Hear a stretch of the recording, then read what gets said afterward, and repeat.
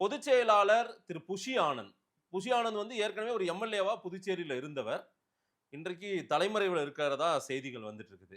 Bussy Anand இப்ப தலைமறைவுல தான் இருக்காரா? எங்க இருக்காரு? வரலாற்றுல நம்ம கேள்விப்பட்டது ரொம்ப குறைவா இருக்கும். ஏதாவது ஒரு சமயத்துல ஒரு கட்சியின் பொதுச் செயலாளர், நீங்க சொன்ன மாரி ஒரு ஆணிவேர், ஒரு கட்சியில வந்து கட்சி விதிக்கு உட்பட்டு ம். ஒரு நிர்வாகிகள் நீக்குதல், நிர்வாகிகள் சேர்த்துதல், பொறுப்பு போடுதல், கட்சியை வழிநடத்துதல் அனைத்துக்குமே இந்த பொதுச் செயலாளர் தான் கேப்டன் கட்சியை பொறுத்தவரை. ஆனா இந்த பொதுச் செயலாளர் கட்சி வளர்ந்து வர ஒரு பெரிய கட்சியா இன்னைக்கு பேசப்படுற ஒரு கட்சியா இருக்கிற ஒரு கட்சியோட பொதுச் செயலாளர் தலைமறைவுன்றதே வெளிப்படையா சொல்லணும்னா ஒரு ஒரு அவமான சின்னம் தான் இது. இது ஒரு அவமானகரமான ஒரு விஷயம் தான். ம். காவல்துறை, அதாவது ஏடிசிபி வந்து பரமானந்தன் அவர் தலைமையில 3 தனிப்படைகள் அமைக்கப்பட்டிருக்கு. ம். அவர் வந்து 3 தனிப்படைகள் அமைக்கப்பட்டிருக்கு.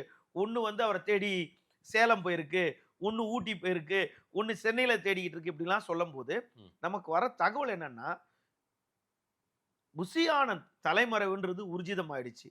அவரு தன்னுடைய முன்ஜாமீன் கேட்டு நீதிமன்றத்துல மனு தாக்கல் செய்திருக்காரு. ம். நிச்சயமா அவருக்கு ஆன்டிசெப்டிக் பெயில் கொடுக்க மாட்டாங்க. காரணம் என்னன்னா, இது ஒரு தப்பான முன்னுதாரணம் ஆயிடும் அப்படின்ற ஒரு காரணத்துக்காகவே. ம். ஏன்னா ஒரு உயிர் கிடையாது, 2 உயிர் கிடையாது, 41 பேர். 42 உயிர்.